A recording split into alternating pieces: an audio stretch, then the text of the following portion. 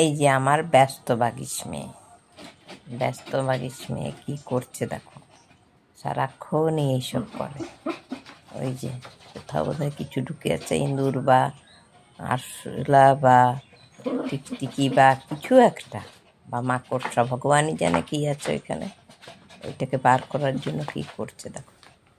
সারাদিন এইভাবেই করে, সারাদিন ব্যস্ত থাকে। ব্যস্ত বাগিস মেয়েকে নিয়ে যে আমি কী করবো না আমি বুঝতেই পারি না। সারাক্ষণ ব্যস্ত।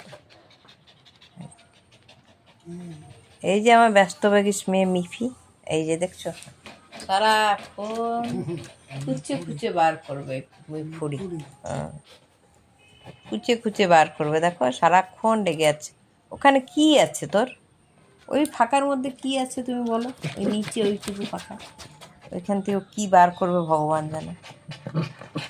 এই দেখো, মাথাটা ঢুকে দে, পারস তো ঢুকে যা, তোর মধ্যেই ঢুকেছে, ফুটোর মধ্যে। দেখো দেখো শুয়ে পড়ে